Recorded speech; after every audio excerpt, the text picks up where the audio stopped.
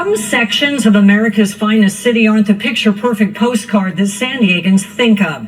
There are neighborhoods where prostitutes are blocking the roads and their pimps punish anyone who disrupts business. I've spent weeks with 10 News photojournalists in those areas, speaking with people impacted the most. These are the families and business owners whose neighborhoods are under siege by prostitution in plain sight.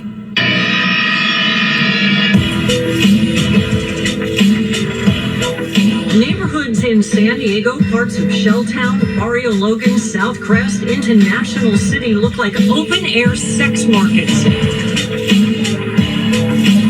While we're not giving exact locations to avoid attracting more activity to the affected areas, it's so blatant, it's something you have to see to believe. Wee hours of the morning, early morning, noon, and night, our cameras caught prostitutes peddling sex in the middle of the street and a steady stream of Johns driving through. The booming illegal sex trade taking over neighborhoods where people live and work.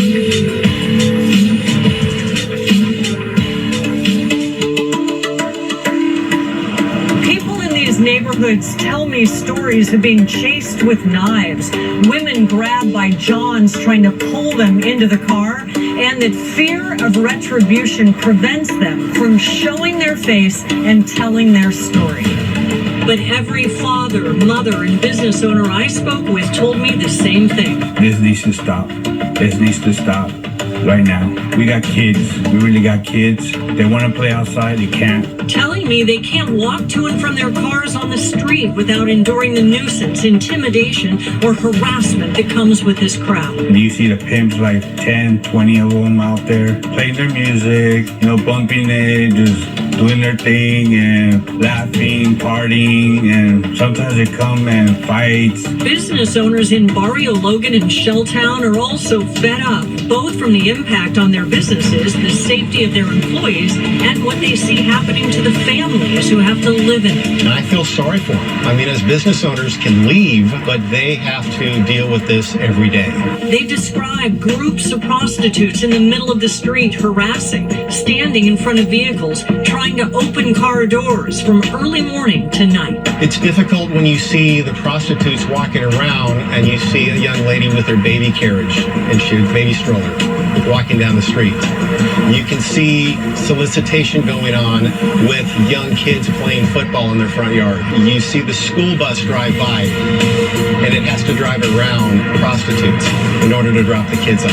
That's nothing these kids should have to see and have to put up with, nor a parent to have to explain to a child what that's all about. This business owner says prostitution has increased threefold here since January when SB 357 took effect. It used to be at least they were somewhat behind the scenes. They weren't so bold. They wouldn't block traffic. And now it's more to see who can get noticed first in order to get picked up.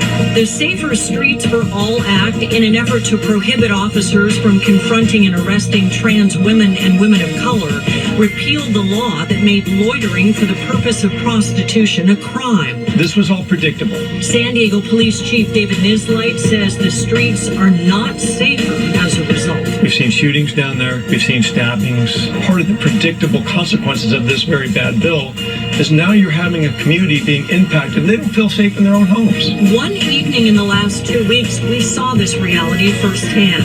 We were behind an SDPD cruiser as it passed by prostitutes clearly walking the streets for sex. This bill's made it very difficult for us to respond.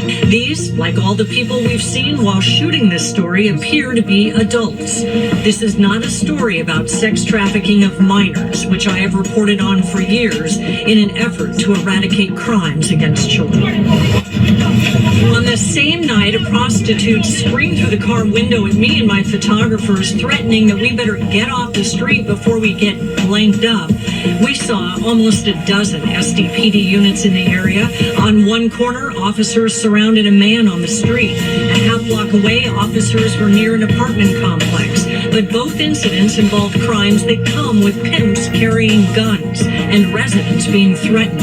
As for the prostitutes, unless they're caught in the act, occasionally being brought in and spending a couple of hours being booked seems to just be the price of doing business. All I know asking for is people, they need to do something about it so we could have a life.